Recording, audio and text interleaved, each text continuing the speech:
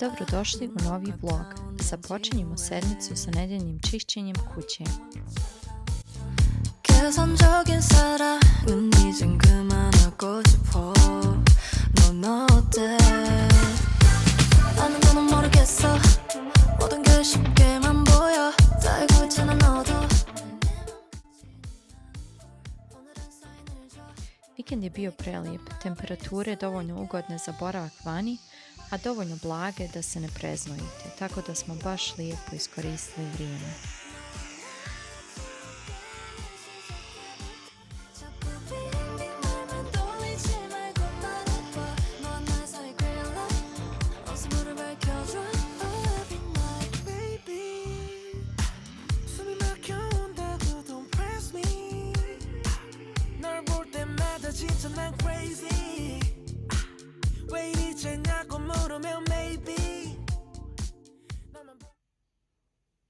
Zatim je došao utorak i majstori su stigli.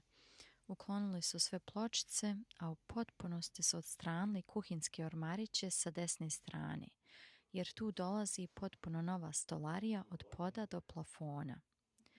Sa lijeve strane smo ipak pokušali iskoristiti dio postojeće kuhinje, ali u zamjenu ladica i ugradnju mehanizma za mekano zatvaranje.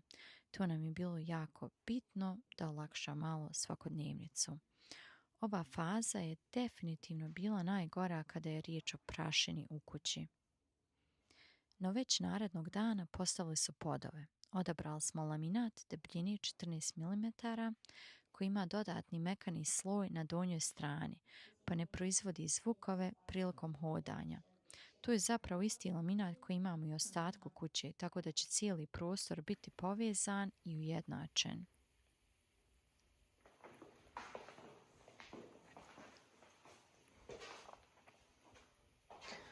Jučer sam 2,5 sata, čini mi se, čistila svu prašinu. Vjerujte, i dalje ima svugdje i ovo mi pravo kritično izgleda kako se ovo radili. Ali navodno još nije gotovo. Navodno treba da vjerujem procesu. Pa vidjet ćemo. Za sad su podovi, znači pločice su sve izvadili. I tu je bilo strašno koliko je prašenje. Treba je zid tamo da popravi. Danas navodno dolazi kako se zove, čovjek sa stolarijom. I onda će da mijenjaju to sve da rade. Tako da još više prašine. Ali eto.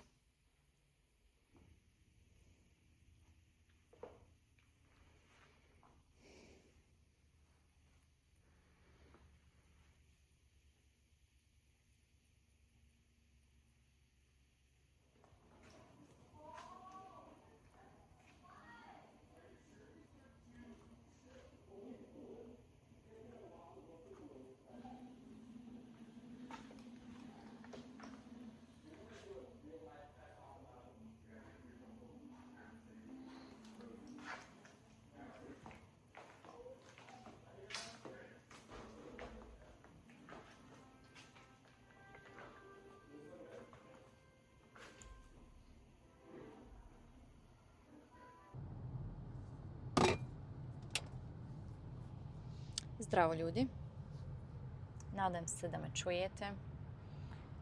Ja evo vozim, jako je dosadna vožnja, tako da oči su mi naravno na putu gdje trebaju da budu, međutim nije nikakav problem, mogu pričati i voziti.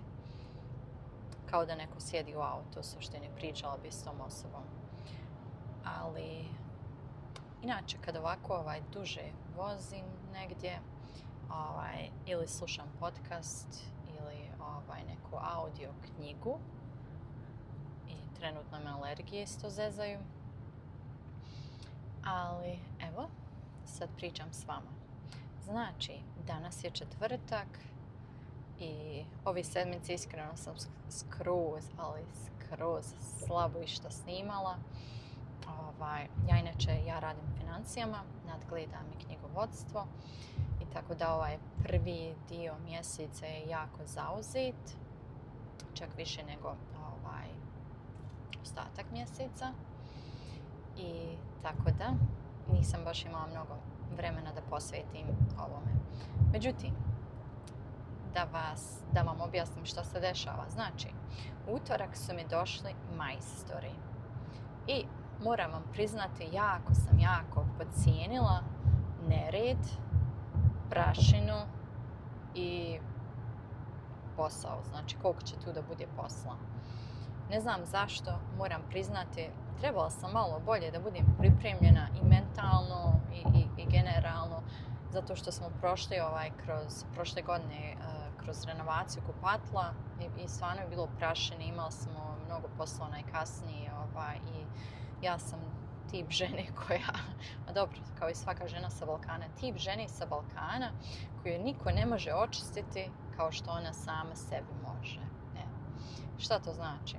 Ženama ne moram objašnjavati, sve im je jasno. A kojem muškarcu koji je ovdje zaluto, ako slučajno nije oženjena sa Balkankom, to znači da mogla bi platiti nekome da dođe da pomogne očistiti sve nakon konstrukcije, ali džaba. Ta bi osoba odšla i ja bi onda opet ko luda čistila. Eto, šta to znači. Tako da, uopšte ne želim ni da to radim jer nema potrebe, nego jer u suštini nikom ne bi znao rad kao što sama sebi. Utorak su izbili sve pločice. Kod nas je u kuhinji, kao što ste vidjeli na onom prvom vlogu, bile su sve pločice u kuhinji i to su sve izbili. Iako su stvarno, stavili su oni jadni i najlon i sve to pregradili, dnevni boravak. O tom džaba, kao prvo klima to sve nosi. Kao drugo, nema teorije da se može klima ugasiti ili nešto sad da budemo bez klime. Ovo je Teksas, ovdje je jako vruće, znači nema teorije, to nije opcija.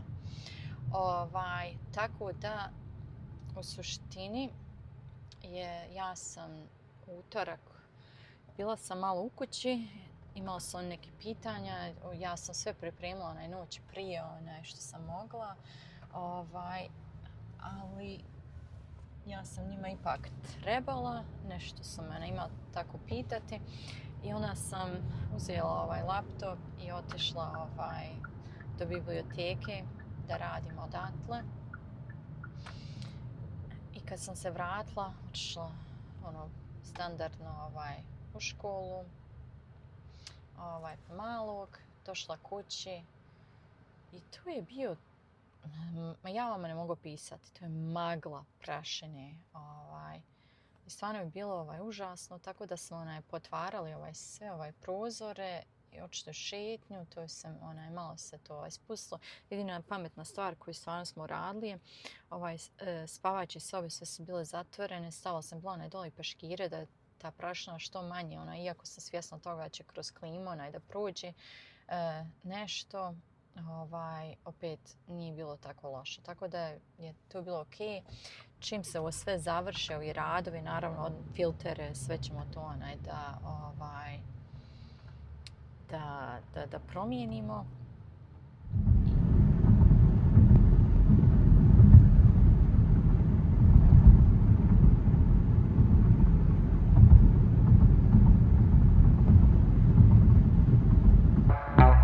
Yeah, uppercut punches got him busting up. Potion in his double cup, liquor got him buttered up. Yeah, not my competition. Every track is like I got bubble guts. Fast life, buckle up. Yeah, turn an angel into angel dust. Top rope caution, got it jumping like double dutch. Strašno volim ovo Pilari mjesto i rado idem tamo. Znači, u subotu koja je prethodila Dan majki, priredili su nam jedno lijepo iznenađenje i svaka mama i svaka žena koja je bila tu, koja ide nekome, koja je mama recimo, imala je priliku da napravi buket cvijeća, da sa sobom ponese. Također smo dobili pića i bilo je baš super iskustvo. Jako sam se radovala tome. 100 gram popping out a rubber band. Yeah, okay. I'm booked for life, catch me. Majstori su došli ponovo u subotu, naravno pitali su nas da li nam je to ok, nama jeste. Kao što vidite, skinuli su pločice koji su bili kao ta zidna obloga. Tu će sve morati da obnovi, da sredi, ali u suštini sve napredio je jako lijepo i samo je pitanje vremena da izdržimo da se ovo prođe i onda izgleda će to sve super.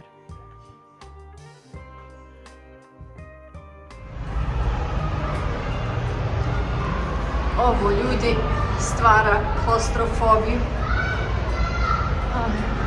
Šta radim sa životom?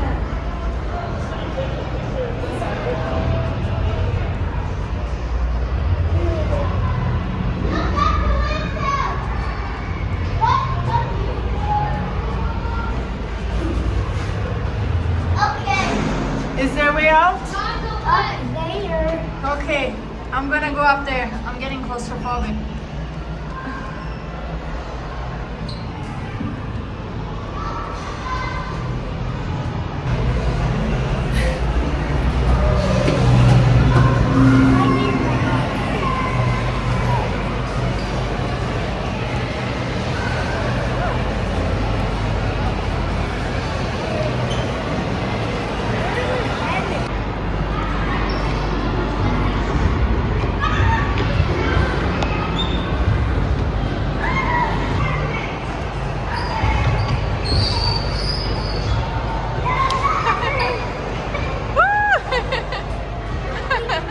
Good job.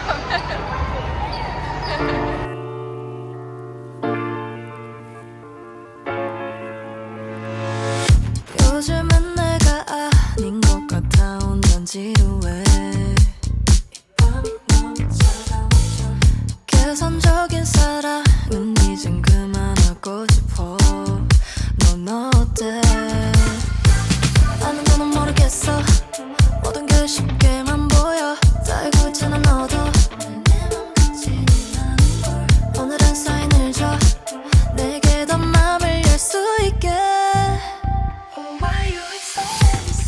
매일 밤이 너로 가득 찰 수 있게 너와 나의 지는 게임을 시작해볼까 자꾸 빙빙 말만 돌리지 말고 말해봐 너와 나의 사이 green light 어서 불을 밝혀줘 every night baby 숨이 막혀온다고 don't press me 널 볼 때마다 진짜 난 crazy 왜 이리 쟁하고 물으면 maybe 나만 보기에는 생각 좀 짧아 애태원을 또 잡을 듯 넣고 말도 안 하고 폰을 꺼도 재미 좀 볼까 소란 밖에 돌다가 술 한잔한 다음에 또 가자고 club 낙대 먹은 나한테 뭐 어쩌라고 기억나지도 않은 얘기 꺼낼 거면 just be done 매일 밤이 너로 가득 찰 수 있게 너와 나의 지는 게임을 시작해볼까 자꾸 빙빙 말만 돌리지 말고 말해봐 너와 나의 U nedjelju se Saša baš i nije osjećao dobro, već nekoliko dana je bio manje više bolestan. Ali noć sa subote na nedjelju zaista nije bila laka. Rekla sam mu da odmori i da se posveti oporavku, bilo mu je nužno potrebno dobrog odmora i sna. Djeca i ja smo otišli na branč i obilježili majčin dan. Bilo nam je jako lijepo i ovo ne bi zamijenilo apsolutno ni za što na svijetu. Ovom prilikom želim čestitati Dan majki svakoj mami, a posebno mamama s Balkana koji imaju posebno mjesto u mom srcu.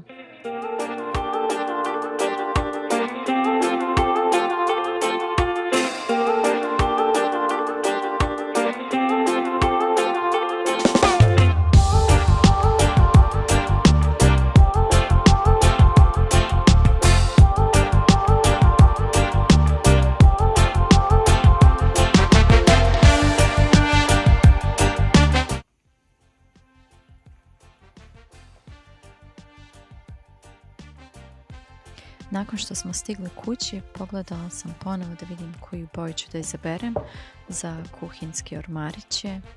Međutim, iako izgleda sve u suštini isto, imam zapravo mnogo razlike, ali teško je da se prenese na kamere.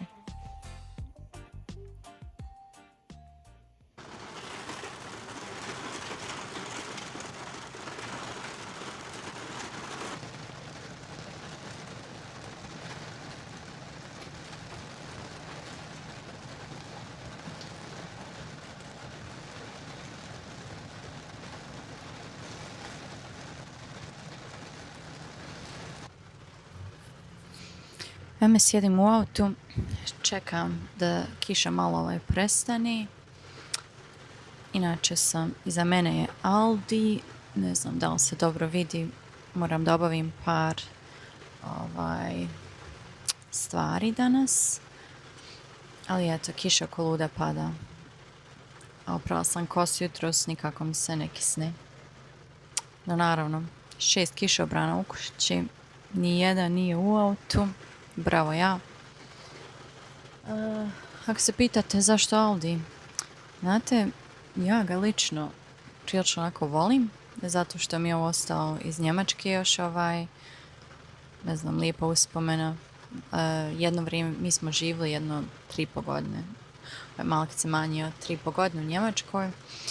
Bili smo gore u Nordrhein-Westfalen i jednom malom gradiću.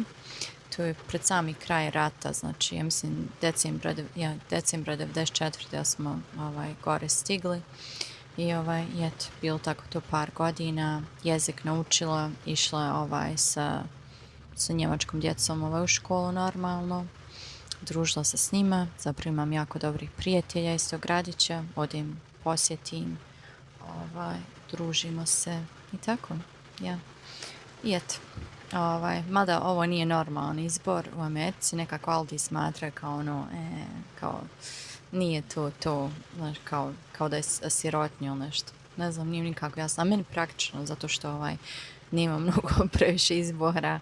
Samo uđeš, izađeš i to je to. Mada nakon ovog moramo EGB. Pokazat ću vam taj house tamo. Ja ga nimalo ne volim, zato što previše ljudi bude unutra. Ja ne znam da li će ova kiša da uspori ili ne. Mislim da počinje sve gore. Ok, ja mislim da ću sačekati još 2-3 minuta. Ako ne prestane, onda možda ipak trčim unutra. I eto. Uglavnom, nisam trenutno u kući, jer u kući je renovacija. Haos, opšti haos. Što mi je ovo trebalo u životu, ljudi? Ali dobro, bit će to sve ok. I na kraju ću zaboraviti koliko je zapravo naporno imati renovaciju kuće, kako život nije normalan. I kako smo zapravo navikni se čovjek na da ti sve nekako na dohvat ruke, da ti je sve jako lagodno u suštini. Kako su nekad ljudi živjeli skromno, eto, tako kažem. Ok, evo, ja mislim da prestaje polako. Ok, idem ja da trčim, ljudi.